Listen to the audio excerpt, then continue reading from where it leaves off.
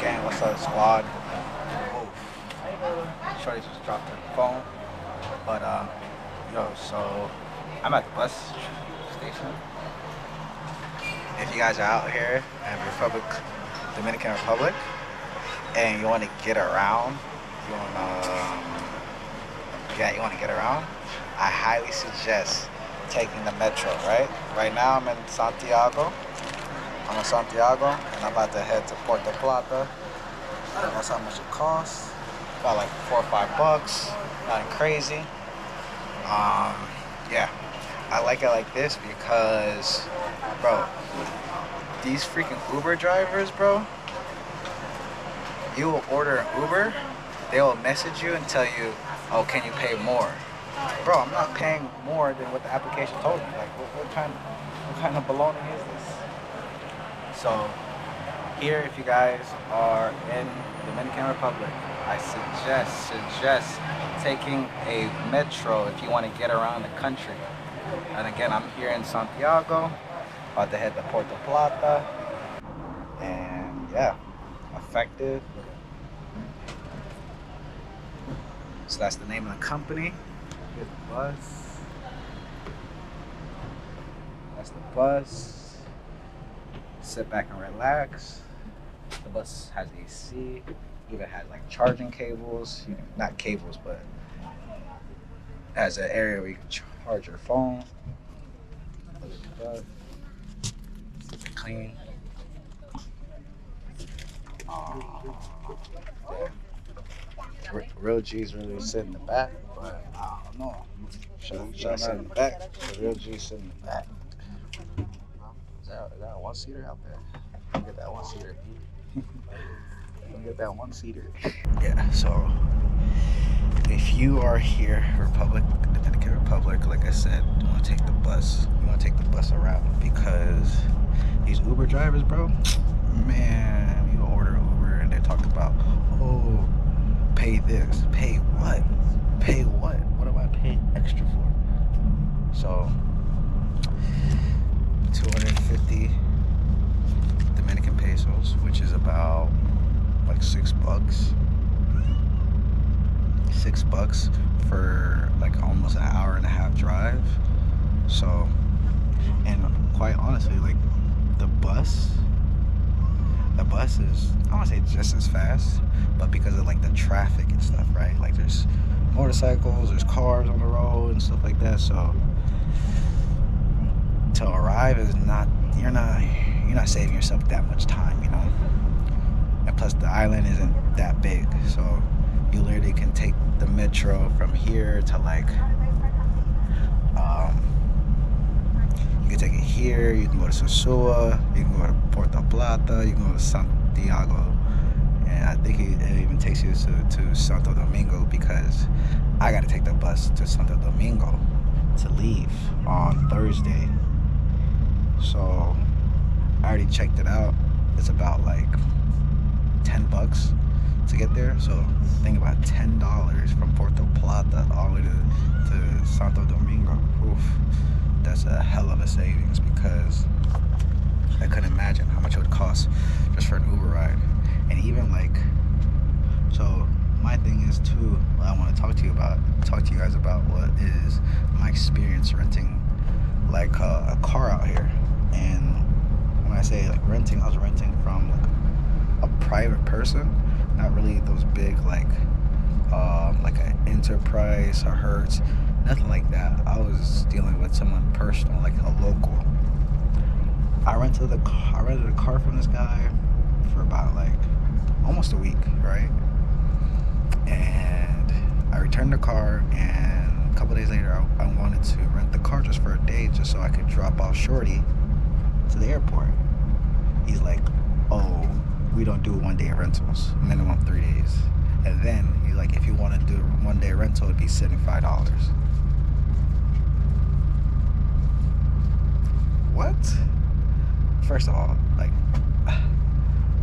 you know what I'm saying? Like, I'm used to those prices, like in the States, you know, you go to Enterprise, you go to Hertz, all that. Like, you don't pay like $50, $75, $100, whatever. I'm used to all that. But like, what turned me off was like, his cars are like, oh especially deal with Hertz and stuff like that. The cars are fairly new, like they're not too old. Versus like here, he's offering me like a 2005 Honda Accord, trying to charge me $40 for the day and stuff. Like it's just like, bro. I mean, don't get me wrong, it was some benefits. Like I didn't have to put a down deposit. I could pay this guy cash, stuff like that. Which also too in return is kind of like pay him cash or credit card. You know, with the card, if something bad goes happen, I can like dispute it with my bank. With cash, it's just like, I'm in their mercy. But I had the car. I had one of his cars, and one of the cars broke down on me. Oh, excuse me, it did break down. The AC stopped working, and I almost had went almost 2 days without any AC. And then he changed the car for me. He gave me another car, and what was crazy, he gave me another car, but wanted to upcharge me. I'm like, how are you gonna upcharge me? Like that's not right. Like your car broke down, you give me another car, and you're gonna upcharge me for the car? That makes no sense. Like you have to give me a car, and you have to eat that. So I don't really like that. It was kind of weird. My best advice is just go with what you know. Go with the American companies. If you have any problems, they'll help you. Things of that nature. But the local spots, a little iffy about. But nonetheless, I mean, we're on the bus. This is what I wanted to talk to you guys about. How to move around in Dominican Republic. There's other options besides Ubers. And honestly, like if you speak decent enough Spanish, the taxis out here are pretty affordable. They're actually cheaper than Uber. Like for example, from here to where the airport is, I paid an Uber, and it was like 1,000 pesos. So like, yeah, like 1,000. I paid like $18. Versus on my way back here, I just found one of those taxi guys on the side of the street. I said, yo, how much you would charge me to take me? He only charged me 700 pesos. Uber charged me 1,000. This guy charged me 700. So like that's about like $12. You know, so 12 to 18. That's like a huge difference. So I would like maybe try to check out some of the cabs. They also even have like motor taxis, which is great because like they don't have apps. Like the taxis don't have apps, the motor taxis don't have apps. So realistically, you can just negotiate. And there's so many of them. There's so many taxis. There's so many motor taxis. So there's so many people that you could just negotiate with. So that someone will take your offer, as long as the offer is not like super lowballing them or whatever. Trust me, like whatever price they mention, I'll take 100 pesos off of it. And then another thing too, when I say that, cash is king out here. Cash is king. Cash is king out here. Because like some places will charge you like these high ass taxes and stuff, and in some places, what I've noticed is when you ask for like the menu in Spanish, you get Dominican peso charge. Like they charge you in Dominican peso. But when you get it in English, they charge you. And Jesus Christ. Sorry, I just saw that donkey donk. I was like, oh my god. But one restaurant I went to, they gave me, I was with my Colombian friend, and he could read in English, so I was like, yo, give me the menu in Spanish. He gave us the menu in Spanish. I'm looking at the prices, and I look at both of them. Bro, the one in English in dollars is literally damn near 2.5 times the Dominican price. I was like, what the even when you're out here too, like when you're using card and they ask you, do you want to get charged in dollars or pesos? Always go in pesos. It's always going to be cheaper. Like it's always going to be cheaper. So we're on the move now. I'm gonna catch up with y'all later. Catch up with y'all when I touch down Puerto Plata. And yeah. 2 more days in this bitch.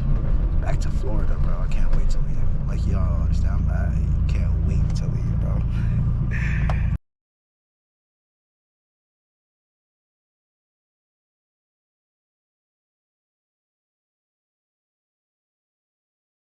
We just arrived to Santiago. Had to get me an empanada real quick. With some Cheetos. Or Doritos. Got the water. Had to get me, that pollo empanada, you know what I'm saying? And a bottle of water. We waiting out here. Raining a little bit, but it's all good. Now we're just waiting from this destination all the way to Santo Domingo. Let's get it. Bien provecho.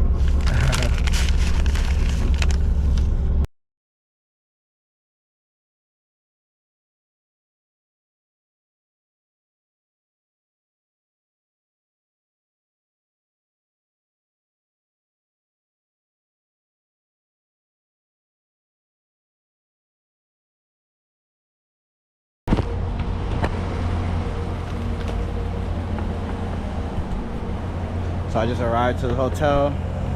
My taxi guy just dropped me off. Felt like, whatever. He's trying to give me 400, but I got it down to 350, so let's enter the hotel.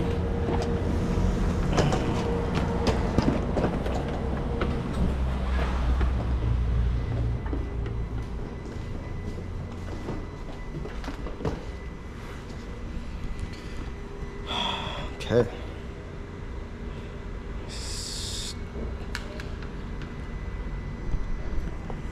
Yo llegué. Melo mi padre. Gracias a Dios. Dios lo bendiga.